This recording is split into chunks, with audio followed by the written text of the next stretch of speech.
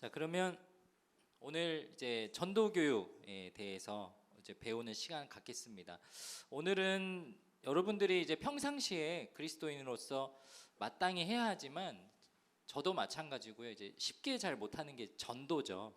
전도라는 것을 꼭 1년에 한 번 우리가 블레싱이 다가와야지만 강조하고 또 해보라고 이렇게 권유하는 그런 것들이 좀 우리 안에 아쉬움이 되기도 하는데, 그럼에도 불구하고 이 청소년 시기에 뭐 공부도 중요하고 여러분 삶도 바쁘고 하지만 그리스도인으로서 예수님을 통해서 우리에게 주신 지상 명령이기 때문에 이 전도에 대해서 좀 배우고 또 익히는 시간 가져보도록 하겠습니다. 먼저 전도란 무엇이냐? 이 전도라는 말 자체부터가 우리가 좀 이해할 필요가 있는데요. 한자어로는 전할 전에 길도자라는 이 글자를 씁니다. 길을 제시하는 거죠. 그리고 무언가 알 필요가 있는 그런 의미를 가르쳐 주는 것을 전도라고 합니다. 문자 그대로 해석하면 길을 가르쳐 주는 거니까 일로 가면 됩니다, 절로 가면 돼요 라고 알려주는 것뿐만 아니라 사전적 의미를 뛰어넘어서 저 단어가 가지고 있는 참 의미, 예수 그리스도께 가는 길을 전하는 것을 전도라고 합니다. 그래서 이 우리나라 국어사전에서는 이렇게 정의하고 있는데요. 종교나 그에 준하는 사상 이념을 세상에 널리 알려서, 이 다음에 뭐라고 써있냐면 국어사전에 이렇게 써있어요. 믿음을 가지도록 인도하는 행위를 전도라고 합니다. 이 국어사전에 참 정확하게 이 의미가 기록이 되어 있죠. 믿음을 가지도록 인도하는 행위. 그래서 이게 저는 국어사전에 그 전문가들이 모여서 굉장히 많은 토론을 하고 마침내 마지막 합의 끝에 이 정의를 내렸다고 생각하는데, 그때 분명히 크리스찬이 있었을 것 같아요. 그러니까 여기 믿음이라는 그런 말을 쓰지 않았을까요? 믿음을 가지도록 인도하는 행위를 전도라고 합니다. 그리고 이 전도에서 도는 종교를 뜻한다라고 부침 설명까지 이렇게 했습니다. 이 전도라는 말은 주로 우리 개신교, 기독교에서 쓰고요. 카톨릭에서는 전교라는 말을 쓰고 혹은 선교라는 용어를 쓴다고 합니다. 그리고 불교에서는 포교 이런 말을 써요. 기본적인 전도 상식이 있는데, 여러분들이 많이 착각하는 게 뭐냐면 친구들을 교회에 데려왔어요. 그리고 새 친구로 등록시켰어요. 목자님 저 오늘 친구 전도해서 왔어요 라고 이런 말들을 쓰죠. 근데 그거는 엄밀히 따지자면 교회를 인도한 거예요, 여러분들이. 그러니까 인도하고 전도는 분명히 다른 행위입니다. 그래서 내가 뭐 주변에 친한 친구 혹은 이제 다가오는 블레싱에 아이를 교회에 데려온 행위는 넓게 보면 전도지만 사실은 정확하게는 교회를 인도한 거고요. 전도는 이제 조금 있으면 내용을 다루겠지만 교회 인도와 전도는 다르다라는 거. 그리고 우리가 간과하는 것이 있는데 교회 안에도 전도 대상자가 있는 거 아세요, 여러분? 그래서 전도 대상자는 크게 두 그룹으로 나눠지는데, 목장에 소속되지 않은 청소년들도 우리 전도 대상자예요. 그래서 여러분 목장에 예배를 드리고 목장 모임 안 하고 가는 사람도 전도 대상자고요. 그렇다고 그 친구 VIP 이름을 쓰면 안 됩니다. 너 맨날 목장 안 하고 가잖아 하면서 이름 쓰지 마세요. 정확하게는 예를 들어서 부모님과 같이 예배를 드리고 목장은 하지 않아요. 그러니까 청소년 예배 드리지 않고 뭔가 영적인 교제를 하지 못하는, 교회라는 공동체에 소속되지 못한 사람도 전도 대상자고요. 그리고 둘째는 우리가 흔히 잘 표현하는 교회 안 다니는 사람들, 그 사람들이 이제 전도 대상자입니다. 그리고 전도라는 행위를 함으로써 나에게 신앙 점검을 할 수 있는 좋은 기회가 돼요. 근데 나한테 신앙 점검을 할 수 있을 만한 기회가 되려면 교회 인도 가지고는 안 된다는 거예요. 왜냐하면 외향적인 사람들, 친구들이 많고 관계가 굉장히 넓은 사람들은 아무래도 교회를 초대할 수 있는 기회의 가지수가 훨씬 많죠. 저는 굉장히 내향적인 사람이고 저의 아내는 파워이거든요. 그래서 제가 제일 불편한 게 뭐냐면, 여보 아이들 놀이터에 있으니까 차 세우고 와서 애들 데리고 집으로 올라가줘라는 부탁을 들을 때 제가 굉장히 내적 갈등이 일어나요. 왜냐하면 그 자리에 가면 저는 이름도 모르고 알지도 못하는 수많은 아줌마들이 저기가 누구 아빠구나, 저 아빠 뭐 목사라며, 그리고 저희 아내가 인스타그램을 한번 퍼뜨렸는데 그 영상이 뭐였냐면 목자 수련회 때 나와가지고 제 랩한 영상. 그러니까 막 목사 맞아 막 랩한데 어쩐데 저 교회 신기하다 우리 가보자 막 이런 가십이 막 만들어졌는데 제가 가면은 약간 동물은 원숭이가 된 기분이에요. 그러니까 저는 막 저를 보고 막 와가지고 너무 잘 봤어요 영상 너무 잘 봤어요 대단하시다 이런 말 들으면 죽어버리고 싶어요. 그러니까 막 너무 그게 불편하거든요. 근데 내가 신앙 점검이 될 수 있는 전도 행위가 왜 저런 표현을 쓰냐면 전도라는 행위 안에는 분명히 복음을 전하는 시간이 필요하거든요. 여러분 생각해 보세요. 내가 복음을 전하려면 두 가지 전제 조건이 필요하죠. 먼저는 복음의 내용을 내가 알아야 돼요. 그렇죠? 예수 그리스도께서 나의 죄를 위해서 죽으시고 부활하셨다는 그런 성경적 내용을 알아야 되고, 두 번째, 이게 진짜 중요한 전제 조건인데 그게 뭐냐면 여러분이 그걸 믿어야 되죠. 그렇죠? 내가 믿지 못하는데 그걸 어떻게 전해요? 그래서 전도를 하면 전도를 준비하는 과정에서부터 자연스럽게 여러분 신앙을 점검할 수 있는 기회가 됩니다. 그래서 여러분 지금 이제 고등학생이고 우리 청소년 지구에는 전도 폭발 이런 훈련이 없는데 꼭 대학생이 되면 전도를 하기 위해서 그 훈련을 듣는 것이 아니라 여러분 신앙 점검하기 위해서라도 전폭을 꼭 들으세요. 그래서 우리 교회 안에 그런 프로그램이 있다는 게 참 감사한 일입니다. 두 번째로 이제 전도는 4단계로 준비가 나눠져 있습니다. 전도는 그 과정이 있어서 4단계로 설명을 할 수 있는데 팀 켈러 목사님이 본인의 책 탈기독교 시대 전도라는 이 책에서 지금 이 시대는 전도를 이런 단계로 준비해야 되고 이런 과정을 거친다라고 설명을 해주셨어요. 그 4단계가 뭐냐면 첫 번째는 주목, 그리고 두 번째는 매력, 세 번째는 예증, 네 번째는 확신입니다. 근데 제가 강의안을 준비하면서 실수를 하나 했어요. 여러분 빈칸에 답을 다 적어버렸어요. 그래서 요 단계, 제가 전도교육 하전 그거를 2년 전에 처음 만들었고 2년 만에 이거를 뉴 업데이트를 했거든요. 왜냐면 여기 지금 고등학교 1학년 친구들은 저한테 2번 연속 들었어요. 그러니까 전도교육 목사님 전도교육하고 복음교육 한다면 우리 1학년들 머릿속에 또 뭐가 있냐면 또 듣던 소리 또 하겠네. 제가 이제 그런 압박도 있고 제 스스로 여러분들한테 더 좋은 내용을 가르치고 싶어서 업데이트를 했는데 이 목사님이 어마어마한 변증론자고 어떤 분이시냐면 목사들이 인정하는 목사, 우리의 목사라는 그런 칭찬을 받으시는 분이세요. 얼마 전에 돌아가셨는데 이 목사님이 말씀하시는 것이 4가지 단계를 통해서 우리는 전도를 거친다라고 말씀하시는데 첫 번째 단계는 뭐냐면 주목이라는 단계입니다. 이 주목은 뭐냐면 복음에 무관심한 사람들이 복음이라는 것이 있고 그리고 그 복음의 은혜를 누리는 크리스찬들을 보면서 도대체 교회란 어떤 존재냐, 하나님이란 어떤 존재냐, 우리를 통해서 주목하게 해야 되는 그런 단계라는 것입니다. 이 평상시에 예수님 믿으라고 막 강제적으로 막 시위하듯이 강요하는 그런 폭력적인 행위들을 막 보셨죠. 그래서 막 지나다니면서 막 붙잡고 막 전단지 나눠주고 뭐 너 앉아봐라고 한 다음에 막 그 긴 시간 빼둬서 뭐 다소 지루할 수 있는 그런 성경의 가르침을 듣는 거, 이거를 비기독교인들이 듣기에는 다소 폭력적으로 느낀다라는 거예요. 그래서 지금 이 시대에 정말 효과적으로 전도하기 위해서는 나를 주목할 수 있게끔 이 기독교인들이 준비를 해야 한다. 실제로 뭐 예를 들어보면 쟤는 뭐 공부도 잘 못하고 뭐 집에 잘난 것도 없고 그런데 쟤는 왜 저렇게 주일만 되면 교회를 갈까? 쟤는 왜 고3인데 시험 공부 안 하고 주일날 시간을 내어서 수련회 가고 뭐 학생활동하고 쟤는 왜 저렇게 시간을 허비할까? 그게 정말 의미가 있냐라는 저희한테 어떤 관심이나 그런 궁금증을 유발하는 단계가 있다라는 것이죠. 우리가 전도하면 착각하는 것들이 있는데 그것이 뭐냐면 내가 막 기도로 준비해서 달달달 외운 이 복음 전문을 어느 타이밍에 아이를 앉혀놓고 친구야 내가 하는 말 들어봐. 하나님이 이 세상을 창조하셨어. 너는 죄인이야.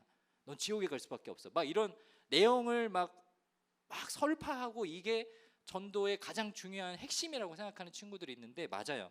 이 살아있는 하나님의 말씀을 무기 삼아서 복음을 전할 수 있도록 준비하는 것이 굉장히 중요합니다.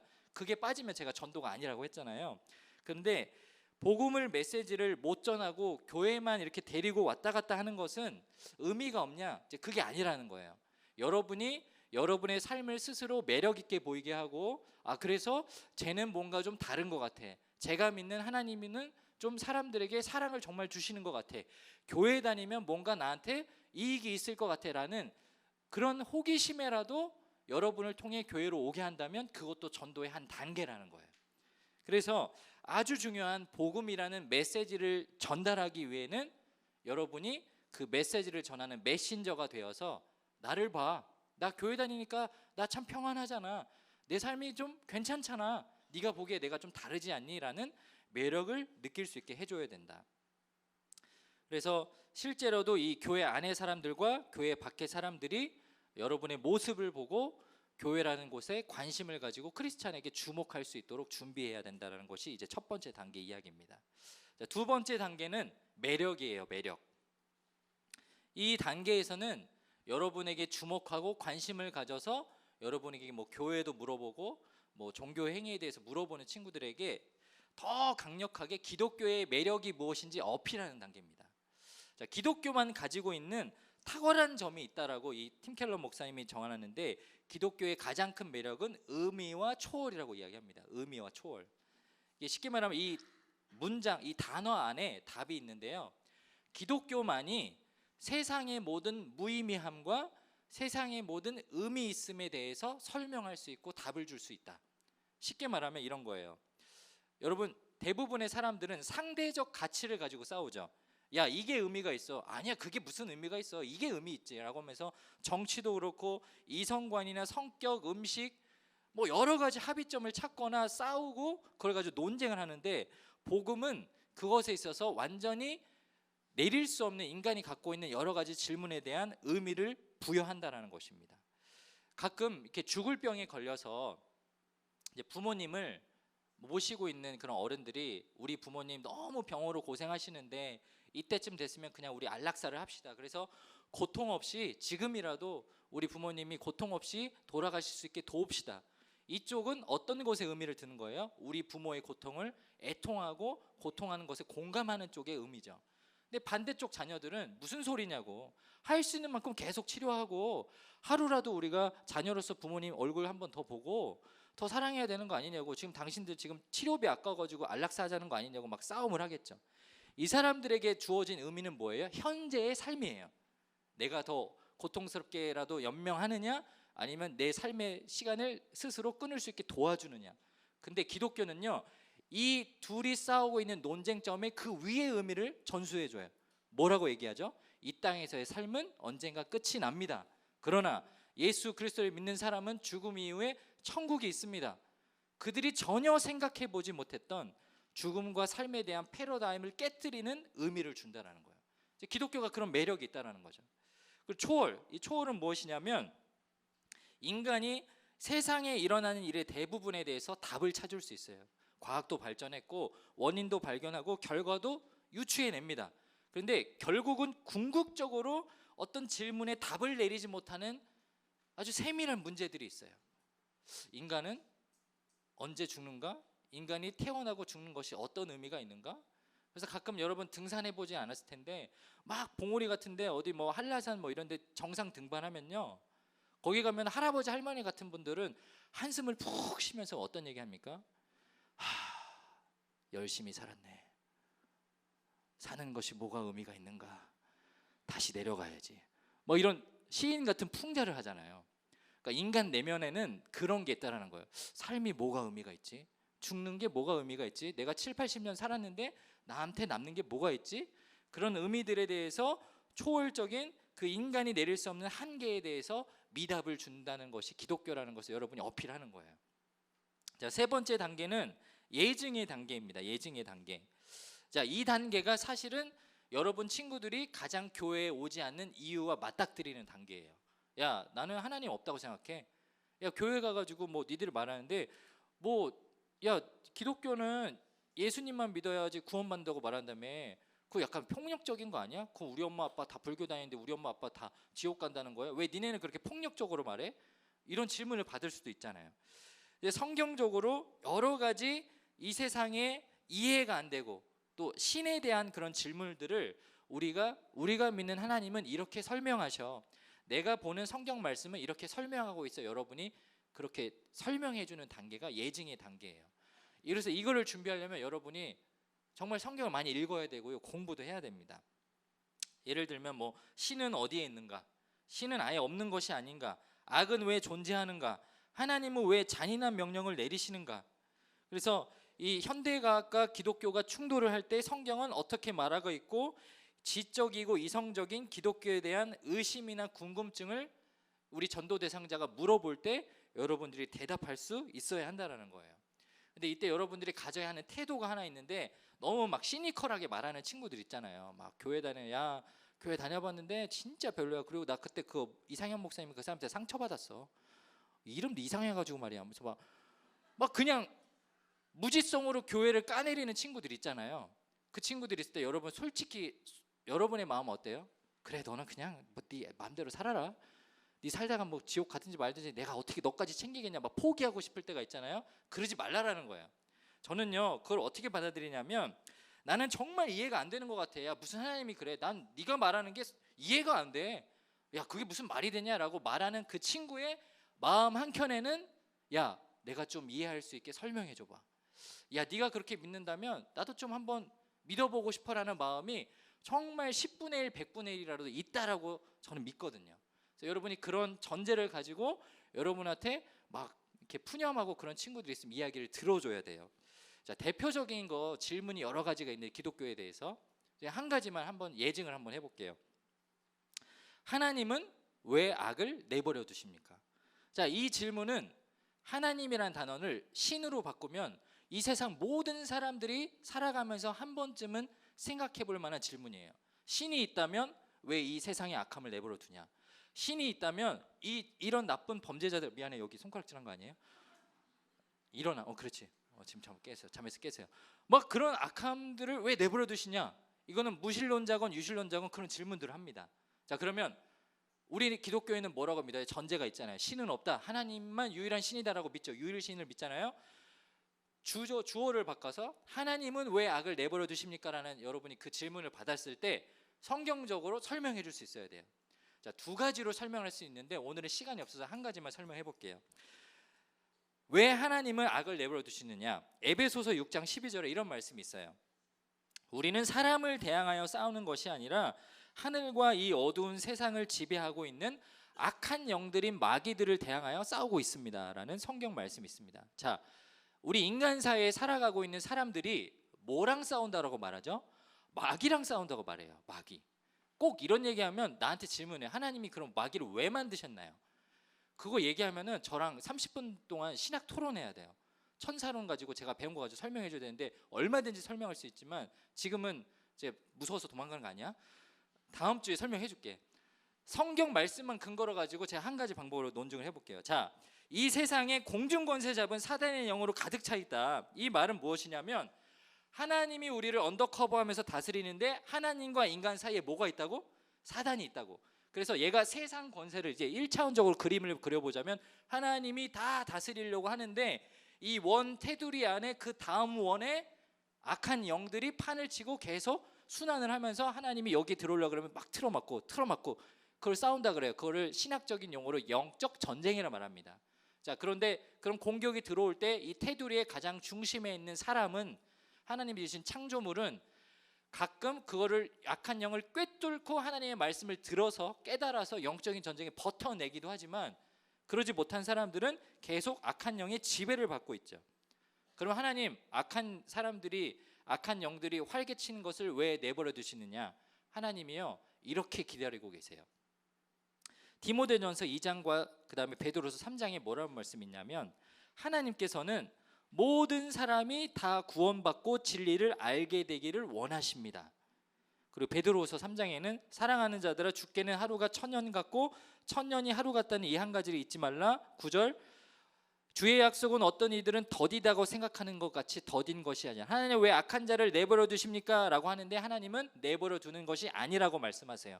그리고 뭐라고 하시냐면, 오직 주께서는 너희를 대하여 오래 참으사 아무도 멸망하지 아니하고 다 회개하기에 이르기를 원하시느니라. 이 말씀을 복합적으로 합쳐서 제가 아주 쉽게 설명을 드리면, 하나님은 심판을 예정하셨거든요. 이 원 테두리 안에 사단, 그리고 사람, 믿지 않는 사람 모두 다 포함해서 한 번에 이 원 테두리를 싹 없애버릴 계획을 갖고 계세요. 자, 그런데 이 원을 없애버리는 이 심판을 내리면 그동안에 악한 영 때문에 하나님을 믿지 못해서 사람들이 불쌍하죠. 그렇죠? 그 사람들도 심판을 당하잖아요. 그 사람이 의지적으로 죄를 지은 게 아니라 악한 영 때문에 어쩔 수 없이 하나님을 부인하고 죄를 지었는데 그 사람들까지 하나님이 심판하셔야 되거든요. 그래서 오늘 여기 성경 말씀이 뭐라고 기록해요? 하나님이 기다리고 있다, 참으시고 있다. 그러나 어느 순간 어느 때 하나님이 정하신 그때가 오면 복음서에 기록된 것처럼 예수님이 다시 오시는 그 재림의 때에는 악한 영들까지 한 번에 싸그리다 없애는 그때가 온다. 그래서 하나님이 지금은 우리 외에, 나처럼 하나님을 믿는 사람들 외에 또 한 명의 영혼이라도 구원받기를 기다리시고 참고 있는 것이다. 그냥 악한 것을 내버려 두는 것이 아니다. 제가 이렇게 설명할 수 있겠습니다. 그리고 또 다른 그 관점에 대한 설명은 이제 다음 주에 얘기를 해드릴게요. 자, 이런 식으로 여러분이 예증할 수 있는 단계가 필요해요. 물론 신학적으로 어려운 질문들을 여러분 친구들이 할 수 있어요. 여러분 지식적인 한계로 답을 못 할 수가 있어요. 그럼 뭐라고 얘기해야 될까요? 그러니까 교회를 나와보라고. 그러니까 교회 나와봐서 들어보라고, 의심해보라고, 따져보라고. 그러고도 네가 안 믿어지면 내가 너 포기할게. 그런데 어쨌든 교회에 와야지. 그런 질문도 하고 듣기도 하니까 와봐라. 자, 네 번째 단계는 이제 확신의 단계예요. 확신의 단계. 이 단계는 뭐냐면 우리가 잘 알고 있는 복음을 전하는 단계. 그래서 이 단계에서는 여러분들이 이제 복음을 전할 수 있죠. 이런 예증의 단계를 거쳐서 아, 그래, 한번 내가 교회 한번 가볼게라고 하면 이제 들을 준비가 됐거든요. 그때 복음을 전하는 거예요. 자, 복음은 굿 뉴스라고 합니다. 이제 기쁜 소식이라고 하는데 이 확신을 지어주기 위해서는 우리 듣는 사람들에게 전제돼야 되는 한 가지가 있어요. 뭐냐면 기쁜 소식이 정말 그 사람들에게 기쁜 소식이 되게 하려면 지금 뭔가 나쁜 상황에 있다라고 인지시켜줘야 되거든요. 제가 예를 들어볼게요. LG 트윈스가 플레이오프에서 떨어졌대. 그럼 이건 누구한테 나쁜 소식이에요? 프로야구 LG 트윈스 팬들한테만 기쁜 소식이죠. 그렇죠? 프로야구 안 보는 사람한테는 관심 없는 얘기예요. 자, 대한민국 축구가 월드컵 예선에서 탈락했대. 이거는 누구한테 슬픈 소식이에요? 한국 사람들한테 슬픈 소식이에요. 이번 고3 수능이 그 어느 때보다 불수능이래. 이 이야기를 하면 누구한테 나쁜 소식이에요? 고3 친구들? 아니야. 우리 모두에게 슬픈 소식이야. 같이 기도해야지. 우리는 한 공동체야. 같은 배를 탄 거야, 얘들아.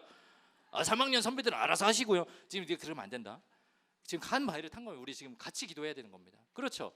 자, 그런 이런 구체적으로 이 국한되어 있는 나쁜 소식들이 있는데 복음을 듣기 위해서 모든 인류에게 나쁜 소식이라는 것이 있어요. 그게 뭐예요? 우리는 다 죄인입니다. 우리는 다 죄의 삭스로 심판을 받습니다. 그 죄의 심판을 통해서 우리는 지옥에 갈 수밖에 없습니다라는 나쁜 소식을 들려줘야 하죠.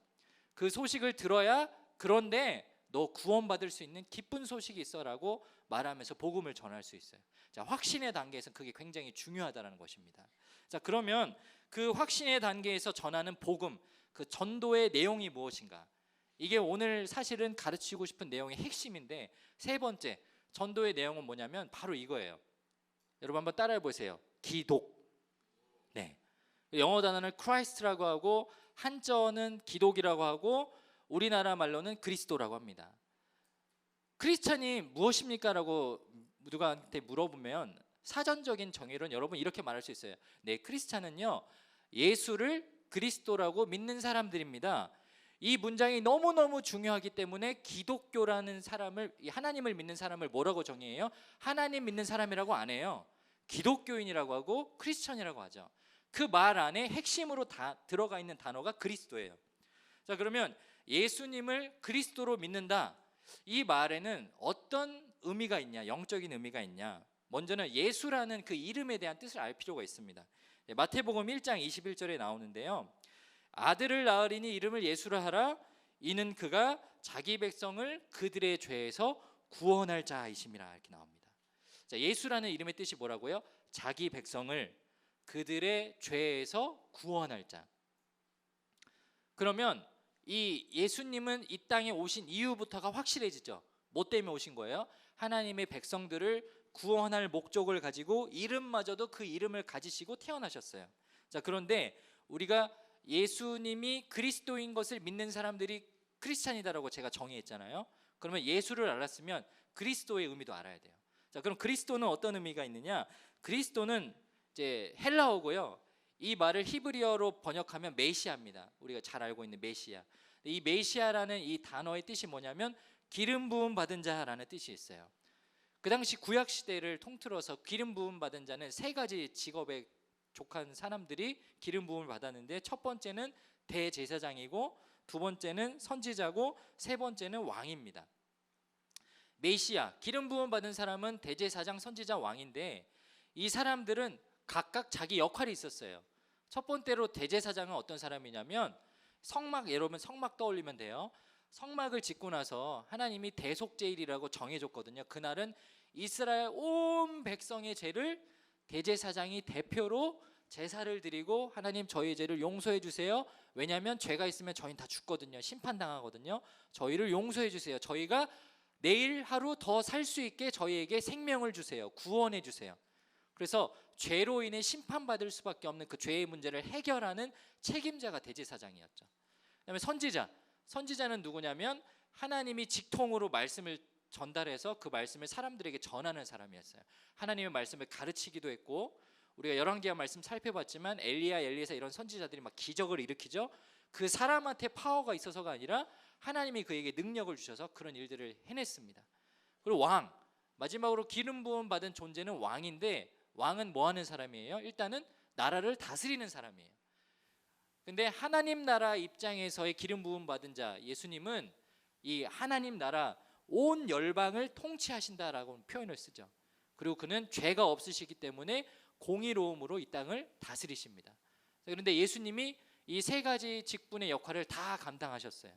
이 땅에 오셔서 복음을 전해주시면서 죄의 문제를 어떻게 해결할 수 있는지 가르쳐 주셨고, 또 하나님의 말씀을 가르쳐 주셨고, 복음 전파하시고, 심지어 죽은 자 살리시고 병든 자 고치시고 막 기적을 일으키셨죠. 그리고 내가 언제가 다시 이 땅에 오셔서 이 땅을 완전히 다스리신다라고 선포하셨습니다. 그래서 예수님께서는 우리 가운데 유일한 길과 진리 생명이 되신다라고 요한복음 말씀은 우리 가운데 증거하고 있어요. 내가 곧 길이요 진리요 생명이니 나로 말미암지 않고는 아버지께로 올 자가 없느니라. 아멘이시죠? 자, 네 번째, 이 중요한 전도의 내용을 전달하기에 앞서서 우리가 전도를 할 때 쉽게 가질 수 있는 오해들이 있어요. 오해들, 뭔가 한 네 가지 정도를 살펴보려고 합니다. 자, 전도에 대한 오해들이 네 가지가 있는데, 전도는 혼자서 한다. 전도는 완전 길을 모아서 딱 한 번 제대로 길을 모아서 딱 한 번에 성공하는 거다. 그리고 전도는 아무나 한다. 전도는 논리적으로 설득을 한다. 이런 오해들이 있습니다. 자, 첫 번째는 전도는 혼자서 하는 것이다라는 오해가 있어요. 자, 그런데 전도는 시작은 혼자서 할 수 있어요. 내가 하나님께서 나에게 주신 어떤 한 영혼이 눈에 들어와서 아, 저 친구를 전도해야겠다. 내가 믿지 않는 엄마 아빠를 전도해야겠다라는 그 마음을 가장 먼저는 한 영혼에게 부어주십니다. 그래서 혼자로 시작을 하는데, 전도는 혼자서 하는 것이 아니고 함께 하는 거예요. 함께. 자, 함께 하는 겁니다. 그래서 여러분이 전도를 시작하는 단계에서 우리가 같이 이 VIP 작정 명단을 쓰고 기도하는 이유가 뭐냐면 같이 하려고 하는 거예요. 아, 우리 상현이가 이런 애를 전도하려고 하는구나. 아, 나도 저런 친구가 있었던 것 같아. 서로 좋은 그 시너지를 일으킬 수 있고, 기도함으로써 도움을 할 수 있죠. 그래서 기도는 중보기도하면서 같이 도움을 받을 수 있는 거예요. 가령 여러분 목장에 북한에서 내려온 탈북자 친구가 있어요. 그래서 그 친구가 탈북한 친구의 다른 또 탈북한 친구를 전도하려고 데려오려고 해요. 혼자서 하려고 하면 얼마나 힘들겠어요. 대한민국 온 지도 얼마 안 돼가지고 이쪽 나라 상황도 모르고 청소년 문화도 모를 때 여러분이 도움 줄 수 있겠죠. 혹은 뭐 미국에서 살다가 한국에 온 지 얼마 안 됐어요. 야, 대한민국 뭐 요즘 청소년들은 뭐가 어때? 그런 것도 여러분 실질적으로 도움을 줄 수 있잖아요. 그래서 그런 전도는 혼자서 하는 것이 아니라 공동체가 함께한다. 두 번째, 전도는 한 번에 하는 것이 아니에요. 이게 가장 많이 오해하는 건데, 한 번 교회에 딱 데려오고 나서 내 할 일 다 했다, 책임 회피하는 경우 있고, 한 번 앉혀놓고 복음을 딱 들려주고 막 영접기도까지 시켰어. 와, 나 진짜 나 한 영혼 구원했어라고 착각하는 경우들이 있어요. 그럼 모르는 거예요. 자, 전도는 계속 지속적으로 할 수 있어야 돼요. 자, 대한민국 사람들만 하는 그 전도의 행위 중에 하나가 있는데, 그게 뭐예요? 전단지 돌리는 거. 그죠? 이 제가 얼마 전에 유튜브를 보다가 저분이 이제 전도사님이더라고요. 근데 하루는 자기 어떤 미션처럼 자기 교회 청년하고 기독교 백화점에서 150장짜리 전도지를 산 다음에 오늘 150명한테 이거 나눠주자. 그래서 저기 좋은 하루 앵무새 온 이렇게 키는데 기계처럼 우리가 좋은 하루 되세요, 좋은 하루 되세요 요거 하면서 전도해보자라고 결심을 해요. 자, 시작을 했습니다. 결과가 어떻게 됐을까요? 열심히 돌려요. 그래서 하는데 여러분들도 알겠지만 저렇게 길에서 누가 나눠주면 받는 친구 있고 안 받는 친구 있어요. 근데 여러분한테 한번 물어볼게요. 받는 친구는 내용을 보고 이게 진짜 좋겠네요, 제가 한번 읽어볼게요 라는 마음으로 받아요? 아니면 미안해서 받아서 다음 쓰레기통에 버리려고 받아요? 후자가 더 많겠죠. 그리고 안 받는 친구들은 어차피 버릴 건데 라고 안 받든지 무시하잖아요. 저 받았어요? 저 받은 게 전도예요? 저거 받은 거는 전도일 수는 있어요. 제가 한번 시나리오를 짜볼게요. 받았어. 그날 집에 가서 아무 생각 없이 누워있다가 나 오늘 죽어야겠다. 나 근데 아까 그 준 사람이 글이나 한번 읽어볼까? 나를 위해서 죽으신 분이 계시대. 주님, 정말 주님이란 분이 계셨군요 라고 해서 다음날 교회를 갔어. 그럼 전도죠. 그 확률이 너무 극악이잖아요. 1000분의 1, 10,000분의 1 아닙니까? 그러니까 이거를 효과적인 전도라고는 할 수 없다라는 거예요. 절대로 전도는 한 번에 일어나지 않아요. 계속해서 누군가에게 열심히 하는 것이 중요하다라는 거예요. 여러분, 제가 90년대 국민학교 다니던 시절에는 대한민국에 놀 게 없었어요. 대한민국의 미성년자가 갈 수 있는 유일한 오락 공간은 오락실밖에 없었어요. 오락실도 없어가지고 문방구 앞에 10원짜리 넣고 돌리는 막 이런 거밖에. 애들이 놀 게 없었다고요. 그러니까 교회에서 전도잔치 한다 그러면은 교회에 그냥 막 갔어요. 교회 안 다니는 애들도. 그리고 저희 때는 저 중학교 때 문화의 밤 이런 거 있어가지고 와가지고 막 H.O.T 춤추고 막 이런 거 했단 말이야. 그러면은 그냥 심지어 교회는 안 다니는데 10월부터 11월까지 조금 더 넉넉하게 12월까지 딱 3달만 교회 다니는 애들이 있었어. 교회 가면 먹을 거 주고 간식 주고 선물 주고 크리스마스라고 막 사탕 주고 이러니까. 왜? 세상보다 여기가 재밌거든. 근데 지금은 어때요? 교회가 제일 재미없어. 그러니까 애들이 교회 오고 싶은 마음이 전혀 없단 말이에요. 그런데 교회 한번 데려왔다고 그게 전도다? 아니라는 거예요. 지속적으로 계속해야 된다. 세 번째, 전도는 나와 관계없는 사람에게 하는 것이다. 아까 두 번째 그 오해랑 일맥상통하죠. 나와 관계없는 사람한테 전도를 해서는 실패할 확률이 훨씬 더 높습니다.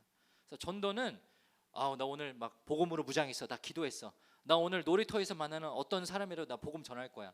이것보다는 여러분 주변에 아는 사람, 관계에 있는 사람, 계속적으로 복음 전할 수 있는 사람을 컨택하는 것이 좋아요. 자, 네 번째는 전도는 설득하는 것이다. 근데 전도는 설득하는 것이 아니고요, 사랑을 실천하는 거예요. 이 흔히들 교회를 개독교라고 부르게 된 계기가 있는데 어떤 사진이 있었어요. 한번 보여주세요. 이게 뭐냐면 저기 합성인지는 모르겠어요. 근데 장로님이 십자가 들고 그 스님 머리에 손을 얹고 기도하고, 저거는 합성일 수 있는데 여러분 막 친구들이랑 시험 끝났다고 명동 같은 데 가보면 큰 확성기나 여기 막 카세트 테이프에 예수 천국 불신지옥, 하나님은 세상을 사랑하십니다, 죄는 여러분을 지옥으로 끄십니다, 막 이런 막 있잖아요.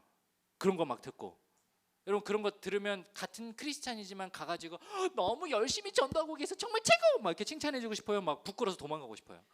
그렇잖아요. 여러분 같은 마음이잖아요. 저게 굉장히 폭력적이라는 거죠.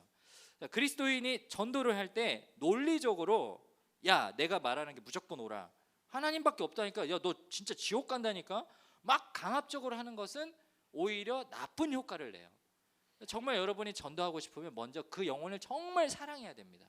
내가 이 영혼을 정말 아껴서 내가 하나님 정말 얘랑 같이 천국 가고 싶어요, 나 얘랑 너무 신앙생활 하고 싶어요, 하나님 제가 너무너무 사랑하는 친구라서 얘를 포기하고 싶지 않아요 라는 그 마음이 먼저 선행되어야지, 저놈의 새끼 내가 오늘 천국을 가든 지옥을 오늘 내가 결판을 낸다, 너 안 잡아, 너 진짜 너 그릇다니 살 거야, 막 이렇게 하는 게 아니라는 것입니다.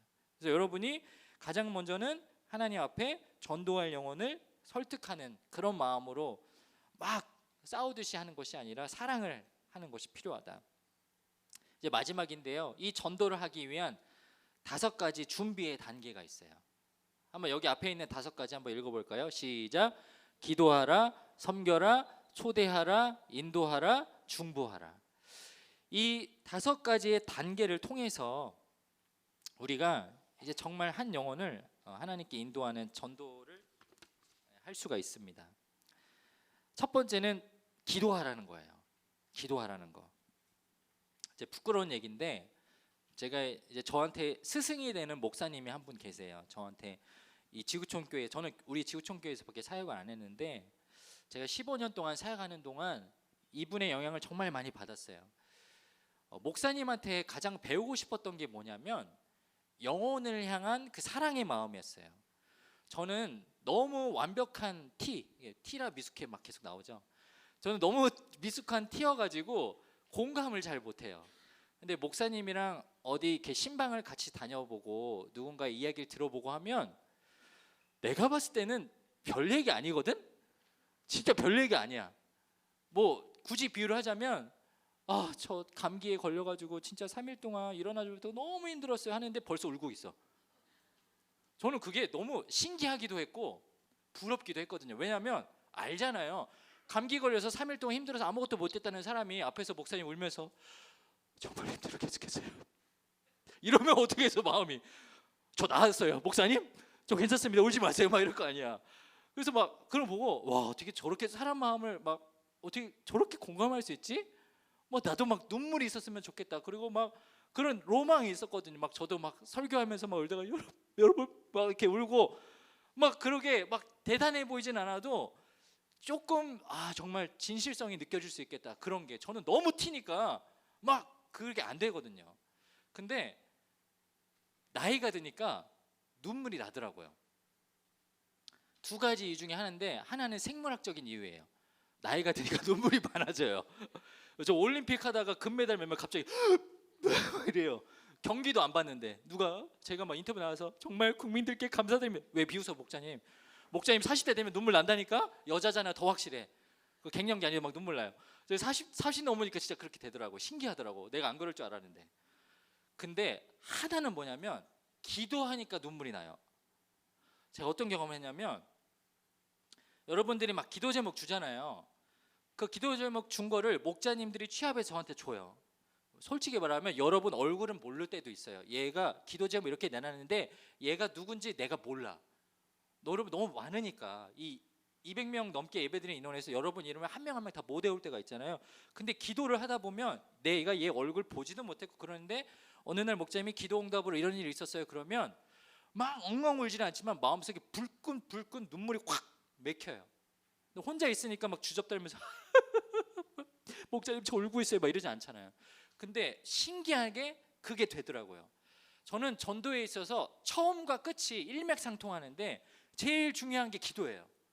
그러니까 내가 기도하고 얘를 정말 하나님 구원해 주세요라는 기도를 하지 않고 전도했는데 걔가 교회 다닌다? 그건 진짜 행운인 거고요.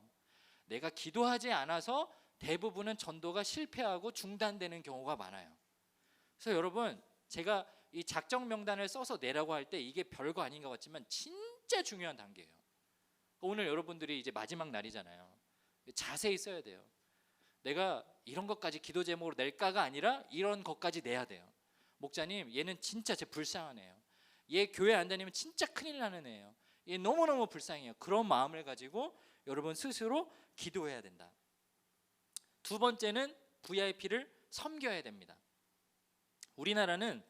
우리나라뿐만 아니라 모든 인간 사이에는 면식 문화라는 게 있어요. 면식 문화. 얼굴을 보고 사람을 인식한다. 자, 조선시대 때 보면 왕이 마을로 행차하면 양반이건 천민이건 어떻게 해요? 다 엎드려요. 그죠? 왕이 지나가는 길에 고개를 들 수 없고 다 고개를 쳐박고 땅을 봅니다. 자, 근데 왕이 어떻게 하라 그래요? 이제 대화를 하고 싶으면 고개를 들라. 고개를 들면 뭘 할 수 있다라는 거예요? 왕을 쳐다볼 수 있다라는 거예요. 자, 사람은 이 계급과 계급이 나해져 있는 시대를 굉장히 오랜 시간 버티면서 인간 사이 안에서는 이런 문화가 생겼는데 누군가 얼굴을 마주하고 대화를 한다라는 거 안에서 내가 너하고 관계 맺고 싶다, 내가 너를 인정해 준다라는 면식 문화라는 게 생겼어요. 그래서 한국 사람들 보면 죄를 지었을 때 부모님한테 혼인할 때 잘못했어요라는 말도 쓰지만 어떤 말도 써요? 한 번만 봐주세요 이런 말 쓰죠. 그 봐주세요라는 말 어원이 왜 생겨났냐면 저 좀 불쌍히 해주세요. 제 얼굴 좀 봐주세요. 거기서 유래된 거예요. 자, 우리가 사람을 섬긴다고 할 때 정말 전도하고 싶으면 그 친구랑 얼굴을 많이 봐야 돼요. 많이 보고 대화하고 필요하면 마라탕 사주고, 탕후루는 요즘에 안 먹으니까 뭐 버블티 사주고, 계속해서 여러분이 섬기는 일들이 필요해야 돼요. 그리고 내가 너를 정말 사랑해서 너를 교회에 데려오고 싶다, 그 단계를 꼭 거쳐야 됩니다. 어느 날 그냥 야 블레싱 올래? 오기 싫으면 말고, 이런 게 아니라 널 정말 데려오고 싶어라는 그런 제스처를 계속 해야 돼요. 저같이 티 같은 인간도 가면을 쓰고 막 해요. 네가 왔으면 좋겠어, 나 넣었으면 안 돼, 막 이런 말들을 한다고. 저는 세상에 저만 있으면 되는 인간이거든요. 근데 그런 말들을 통해서 정말 필요하다고 어필을 하는 겁니다. 세 번째 단계는 이제 교회 공동체의 모임에 초대하는 거예요. 전도는 교회 밖에서도 할 수 있지만 제일 안전하고 제일 안전하면서 효과적인 방법은 교회에 정착을 시키는 거예요. 이런 교회 공동체의 모임에 와서 기독교 공동체를 경험시키고 이야기 들려주고. 근데 제가 여러분한테 꼭 국한시키고 싶지 않은 게 청소년 예배만 초대하겠다 그러지 마세요. 여러분 그 엘리베이터 타고 왔죠? 그 포스터 봤어요? 그 포스터 보면 뭐 인플루언서 뭐 연예인들 막 오잖아요. 그 어른들만 오는 거 아니에요. 여러분도 올 수 있는 거예요. 하준맘, 하준파파 이런 거 봤어요? 인스타그램 찾아보세요. 하준맘 그 비글 부부거든요. 그거 엄청 웃긴 아줌마예요. 여러분 오면 초등학생도 그 아줌마가 하는 말 다 알아들을 수 있어. 왜 여러분 그런 데는 올 생각을 안 해요? 시간 내서 오세요. 그래서 야 그날 학원 스케줄 좀 조정해봐, 가입 스케줄 조정해봐, 야 그날 좀 가보자, 야 일요일이잖아, 일요일날 너 저녁에 시간 되잖아, 한번 와봐 라고 해서 초대해서 오세요. 여러분 얼마나 퀄리티가 좋은데요. 우리 교회가 대형 교회여서 그런 서비스를 제공할 수 있거든요. 여러분이 좋은 호텔에 갔는데 조식이 공짜인데 그 조식 뷔페 안 먹을 거예요? 스낵바에서 마음껏 먹을 수 있는데 여러분 그거 서비스 제공 안 받을 거예요? 여러분 지불했으니까 서비스 다 받잖아요. 똑같은 거예요. 우리 교회에서 할 수 있는 것들을 여러분들이 교회 자리에 계속 초대하고 다 받을 수 있어야 됩니다. 네 번째 단계, 예배의 자리에 인도해라. VIP를 교회에 데려오는 여러 가지 이유가 있지만 그냥 웃고 즐기고 레크레이션하고 선물 받고 맛있는 거 먹고 끝나는 게 아니고 예배의 자리에 나올 수 있도록 여러분 노력해야 돼요. 분명히 여러분들 VIP가 나 그날 한 번만 갈게 이럴 거예요. 근데 한 번 오면 그 다음에 이제 가스라이팅을 하세요. 야 근데 한 번만 오면은 좀 힘들어. 내가 좀 힘들고 아무튼 내가 목사님한테 좀 맞을 수도 있어. 그러니까 네 번만 와. 이런 식으로 연말까지 와. 이런 식으로 점진적으로 그렇게 해서 계속 인도를 해야 됩니다. 로마서 10장 17절에 이런 말씀이 있어요. 같이 한번 읽어볼까요? 그러므로 믿음은 들음에서 나며 들음은 그리스도의 말씀으로 말미암았느니라. 믿음이 어디에서 난다 그래요? 듣는 데서 나죠. 이 들음은 하나님의 말씀을 읽는 것을 1차적으로 말도 하지만 예배에서 제가 꼭꼭 씹어먹은 여러분 수준에 맞게 들려주는 설교 말씀도 포함돼요. 예배의 자리를 통해서 이런 것들을 듣고 변화될 수 있도록 준비하는 거. 그래서 예배의 자리를 계속 인도하는 거 힘들겠지만 그렇게 노력할 수 있는 저와 여러분에게 축복합니다. 옆에 있는 친구 보면서 이렇게 인사합시다. 오늘부터 나는 다단계 다시 한번 옆에 친구 보면서 오늘부터 나는 전도자. 여러분 그렇게 사세요. 다단계 전도자로 사시면 됩니다. 다단계는 1단계에서 끝나지 않습니다. 1단계가 있고 2단계가 있고 3단계가 있고 4단계가 있어요. 계속해서. 그래서 주목, 매력, 예증, 확신의 단계에 갈 때까지 계속 전도 활동을 하셔라. 마지막인데 제가 전도는 뭘로 시작해서 뭘로 끝난다 그랬어요? 기도로 시작해서 기도로 끝난다 그랬어요. 자, 5번째 단계는 그 영혼이 정착하기까지 중보하라입니다. 중보. 정착할 때까지 여러분이 중보 기도해야 돼요.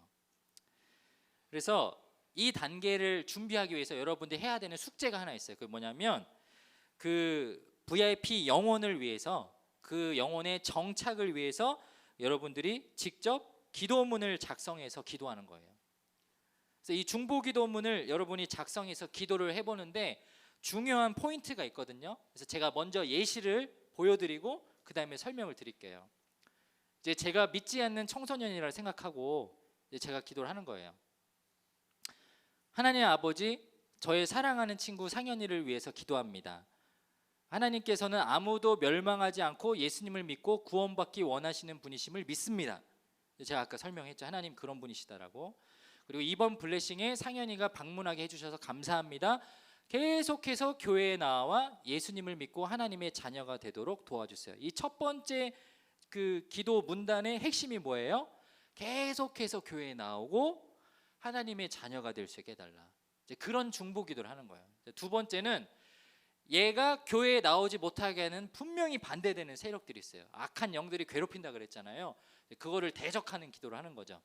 상현이가 교회에 나오지 못하게 하는 악한 세력을 대적하며 기도합니다. 상현이는 늦잠과 게으름, 걸그룹 콘서트, 야구, 고양이 등등등 뭐 이 세상 유혹에 빠져가지고 교회에 나오기 싫어하는데, 이때 뭘로 기도하느냐? 여러분의 지혜로 기도하는 게 아니라 이제 예수님의 이름을 빌리는 거예요. 거룩하신 예수님의 보혈로 덮어주세요. 예수님을 믿고 예배하는 기쁨, 교회에 나와 공동체와 교제하는 기쁨, 참 기쁨을 누리는 상현이가 되게 해주세요. 여러분, 예수 그리스도의 보혈의 능력이 어마어마한 능력이 있거든요. 죄를 다 씻겨주셨거든요. 그 피로 우리가 죄사함 받았잖아요.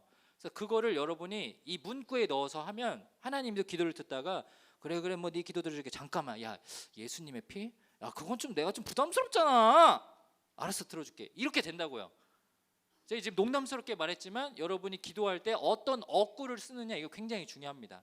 저희 집 이사할 때 저희 집에서 이사 드리기 전에 이삿짐이 하나도 안 들어왔을 때 저희 부모님, 저희 아내, 자식들 그리고 장모님, 장인어른 모여서 예배를 드렸어요.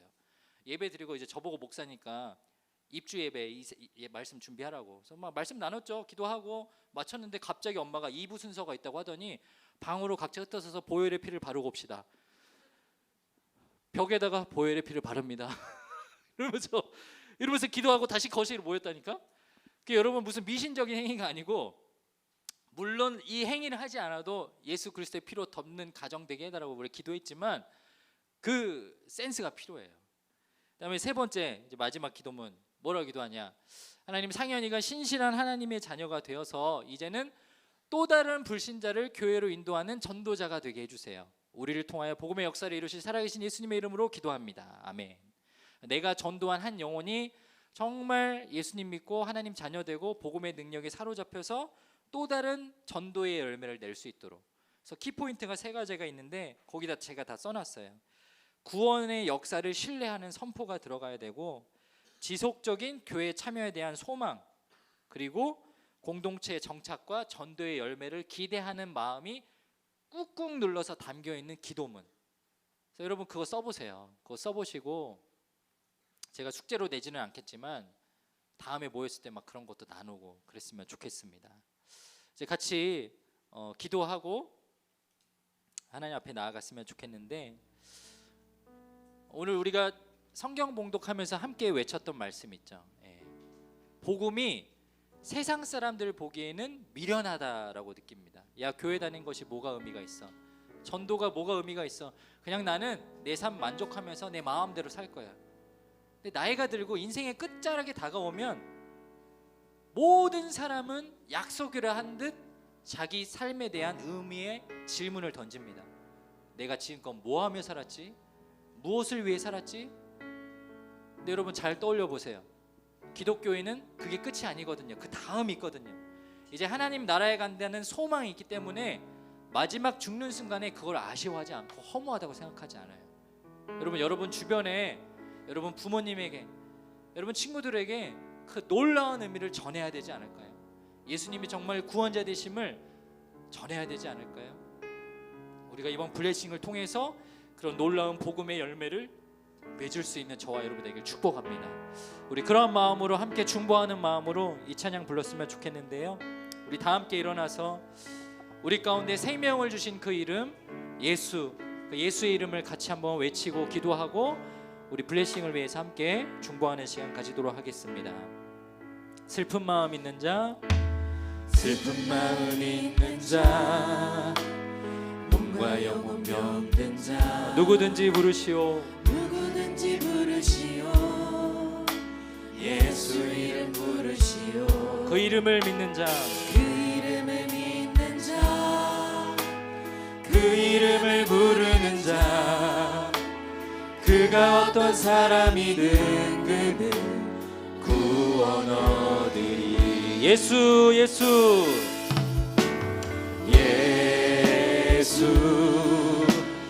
예수 오 능력의 그 이름 예수 나 외쳐 부르네 예수 예수 오 구원의 그 이름 예수 나 외쳐 부르네 예수 그리스도. 우리 2절 가사로 고백합니다. 은과금 내게 없으나 은과금 내게 없으나 나 가진 건 너에게 주니 나 가진 건 너에게 주니 능력의 이름 예수라 능력의 이름 예수라 아멘.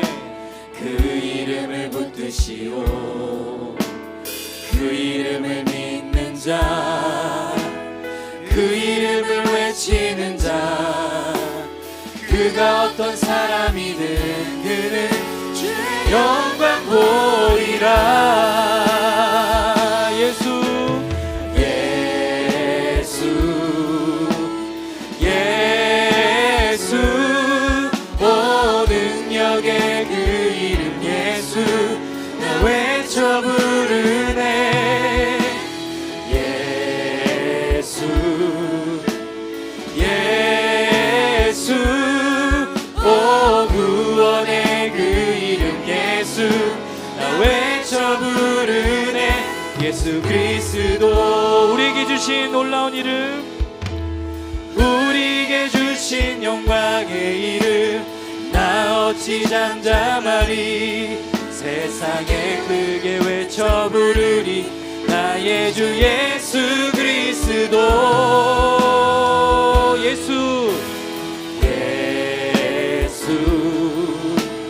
예수 오 능력의 그 이름 예수 나 외쳐 부르네 예수 예수 오 구원의 그 이름 예수 나 외쳐 부르네 예수 그리스도. 우리 함께 기도할 때 하나님 우리 안에 하나님이 말씀하신 한 영혼을 품을 수 있는 그 마음 허락하여 주시옵소서.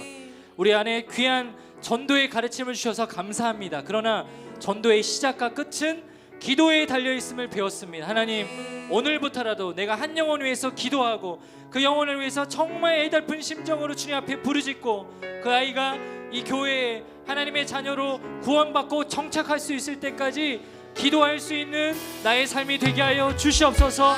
하나님 예비하신 한 영혼을 나를 통하여 인도하여 주시옵소서. 우리 고등마을에 주님께서 보내주시고 그를 구원받는 주의 자녀 되게 하여 주시옵소서. 우리 시간 주의 이름을 크게 한번 부르짖고 기도합니다. 주여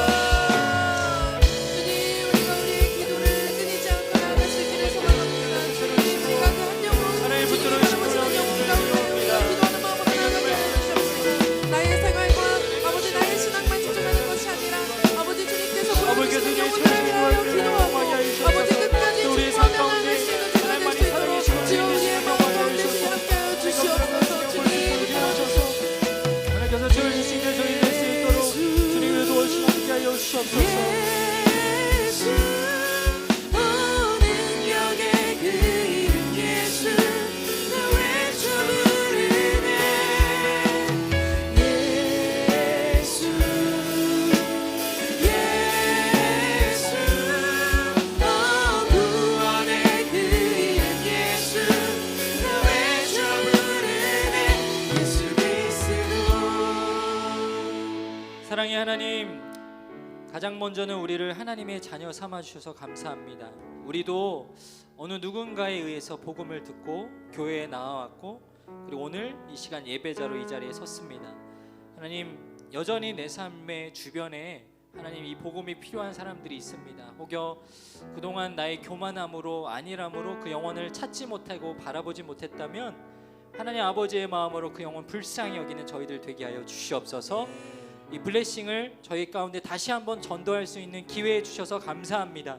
우리가 한 영혼을 정말 기도하고 부르짖으며 이 자리로 인도할 수 있는 저희들 되게 하여 주시고 우리의 기도에 하나님이 응답하여 주시고 역사해 주셔서 다다음 주 블레싱 당일 귀한 아이들을 이 자리에 모으고 복음 전하며 하나님의 자녀가 되는 복음의 열매를 우리가 모두 보고 하나님 앞에 감사 찬양 올려드릴 수 있는 저희들 되게 하여 주시옵소서. 이제는 우리 주 예수 그리스도의 은혜와 하나님 아버지의 극진하신 사랑하심과 성령 하나님의 역사하심 교통하심이 블레싱을 앞두고 전도에 대한 귀한 가르침을 배우며 시작도 마침도 기도하며 주님 앞에 나아가기로 결단하는 우리 고등마을 모든 친구들과 목자님들 그들의 삶과 직장과 모든 환경 위에 이제로부터 영원까지 함께하기를 간절히 축원하옵나이다. 아멘.